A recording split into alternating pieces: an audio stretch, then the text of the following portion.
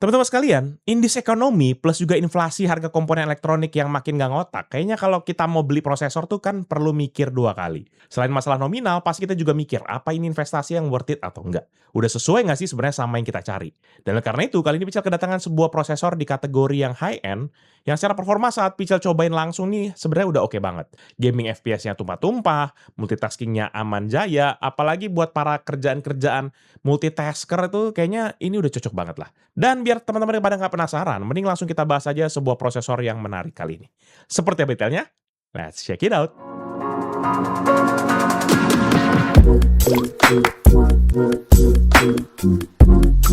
Halo guys, balik lagi bersama Pical, dan seperti yang udah Pical mention tadi, bahwa kali ini Pical bakal ngebahas salah satu gaming prosesor desktop dari AMD, yaitu AMD Ryzen 7 dengan kode 9850X3D desktop processor. Dan untuk spek testbednya untuk mendampingi akan CPU ini, Pical menggunakan spek yang bisa teman-teman lihat di layar ini.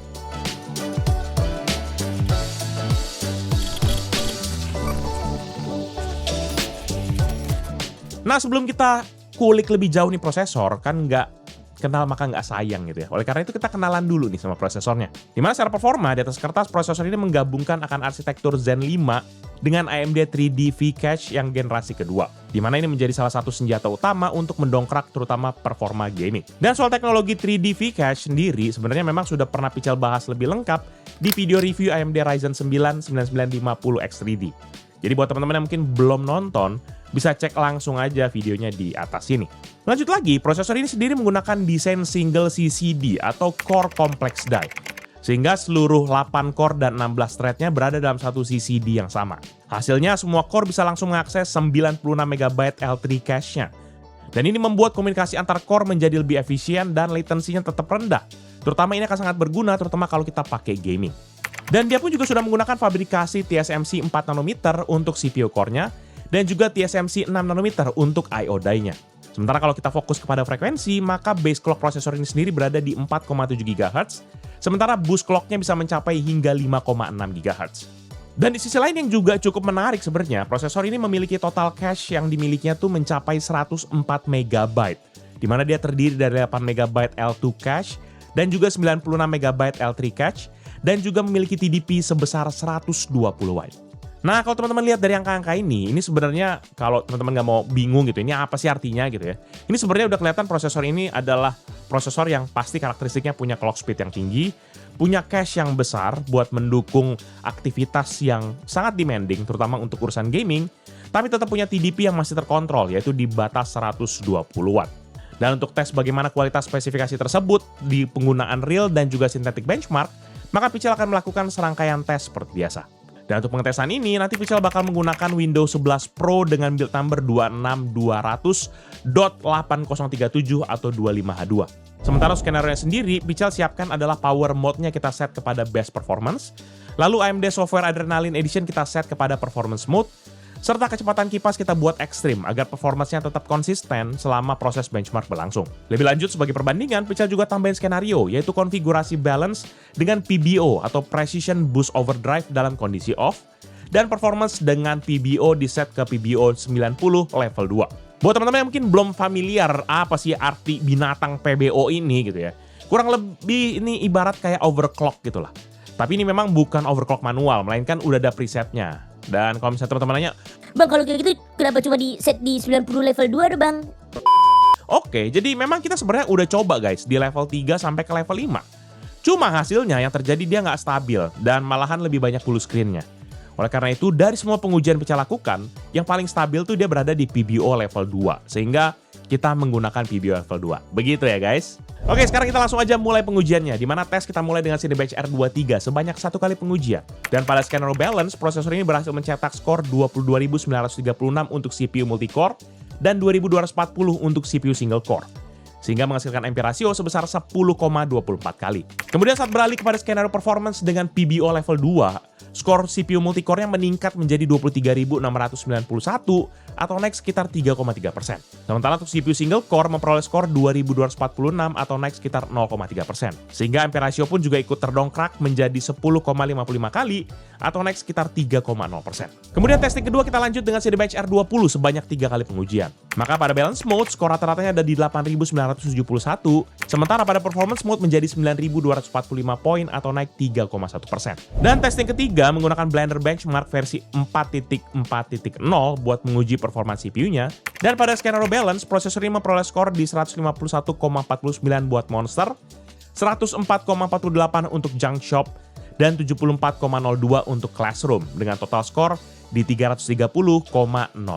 Sementara pada scanner performance, skornya menjadi 157,26 buat Monster, 107,76 buat Junk Shop, dan 76,62 untuk Classroom. Sehingga total skornya menjadi 341,66 atau meningkat sebanyak 3,53%. Testing keempat, kita menggunakan PCL Premiere Benchmark di Adobe Premiere 2023. Dengan project berisi 15 klip video 4K berformat H264 menggunakan preset High Quality 4K.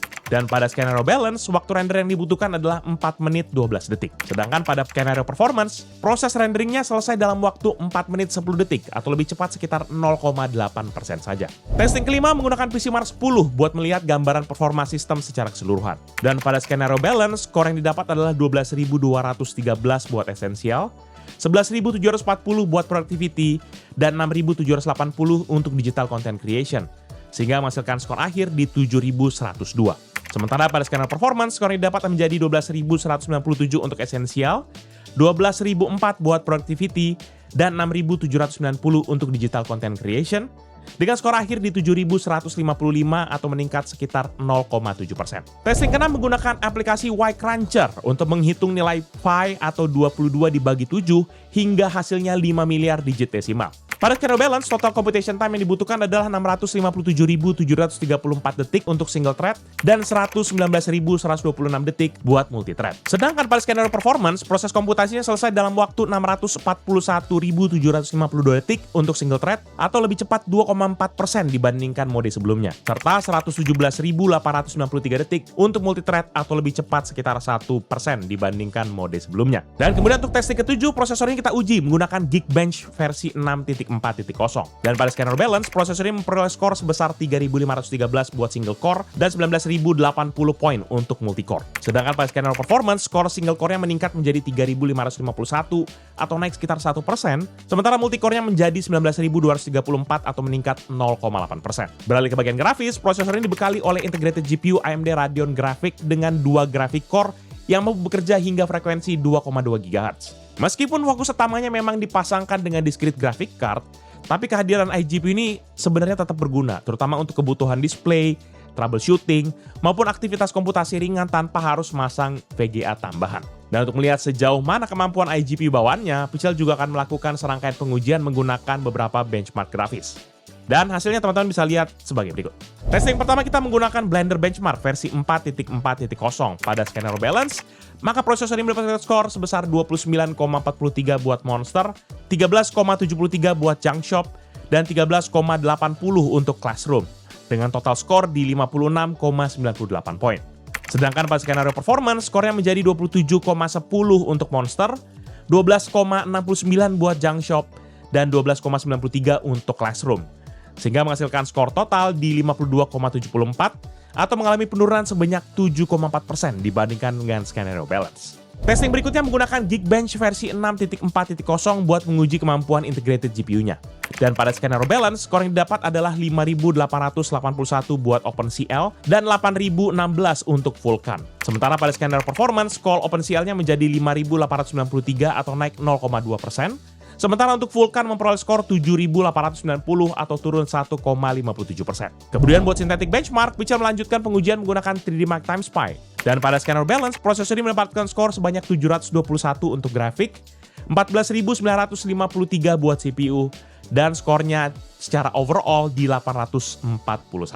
Sedangkan pada scanner performance, skor grafiknya menjadi 713 atau turun 1,1%, CPU skor menjadi 15.419 atau naik 3,12%, dan overall skornya menjadi 832 atau turun 1% dibandingkan dengan skenario balance. Dan selanjutnya Pichel akan tunjukin nih beberapa perbandingan hasil benchmark dengan beberapa PC dan juga CPU yang Pichel pernah review sebelumnya. Check this out.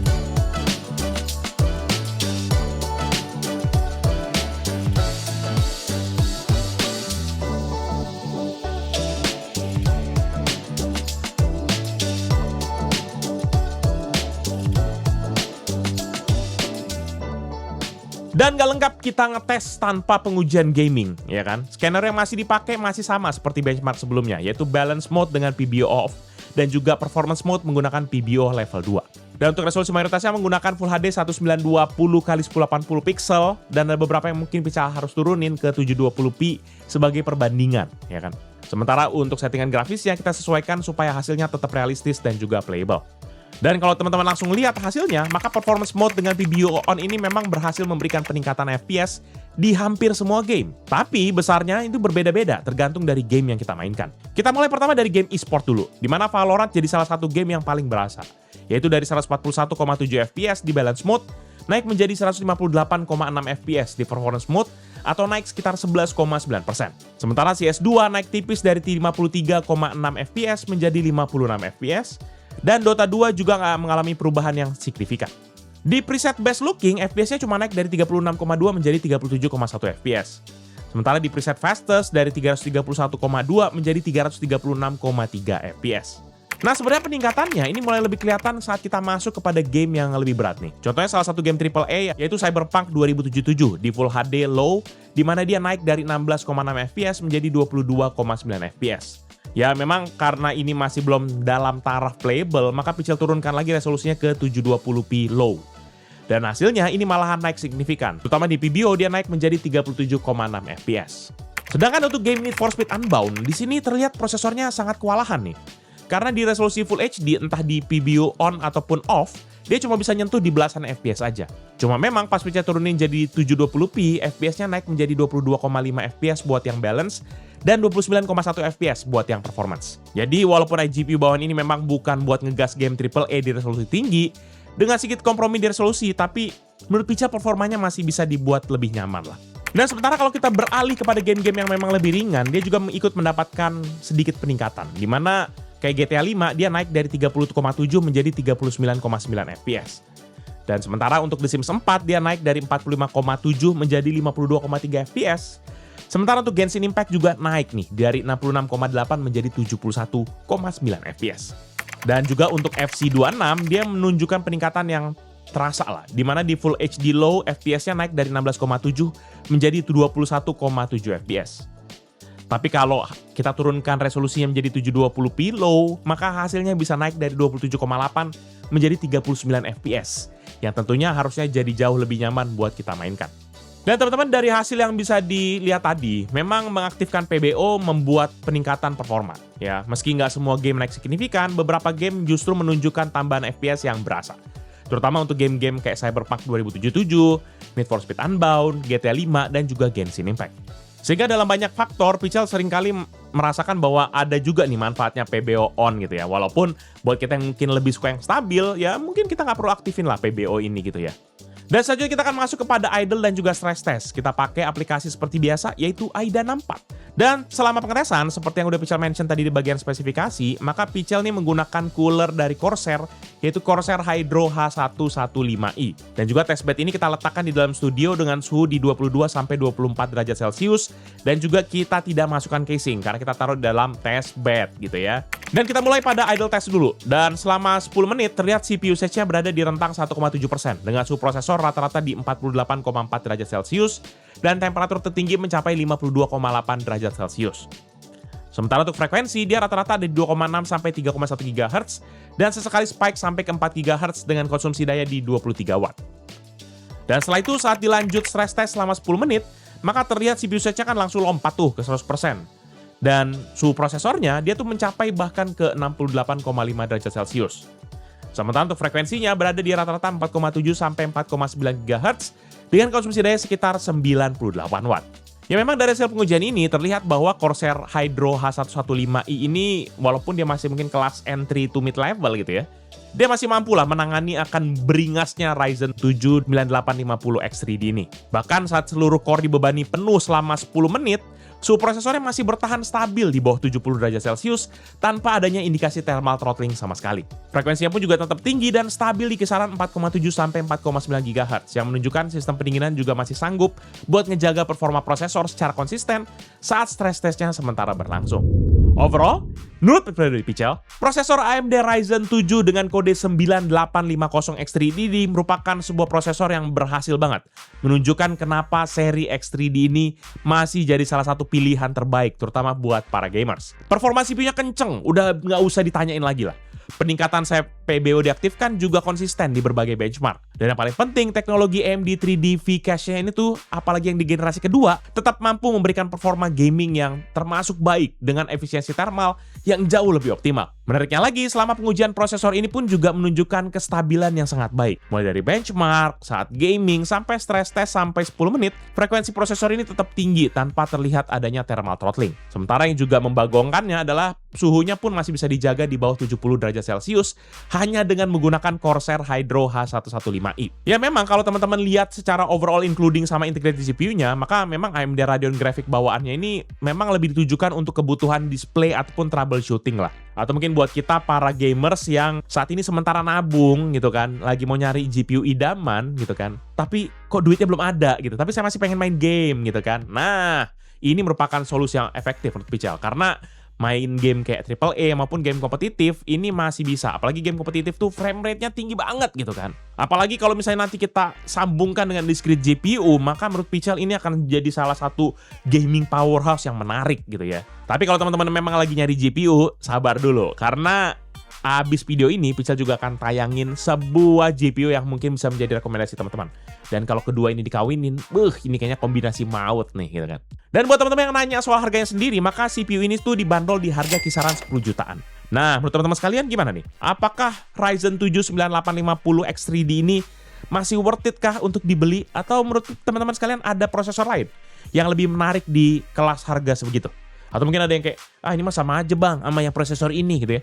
Coba deh tulis pengalaman kalian di kolom komentar. Mana tahu kita coba review gitu kan. Jangan lupa juga untuk like dan juga share video ini, plus juga cek sosial media serta website Pichel melalui link yang ada di deskripsi. Mampir-mampir juga ke YouTube channel Thailand ini buat Pichel Media Group, seperti Pichel Main Game yang bahas soal game konsol. Ada juga PMG Fams yang bahas soal Pichel serta keluarga. Dan juga Pichel Toys Time yang bahas soal mainan. Jangan lupa teman-teman pada di subscribe dulu ya. Jadi tutorial kali ini, thank you guys for watching. Until the next video. Bye-bye. Iya menarik sih sebenarnya ya kalau prosesornya ini gitu kan.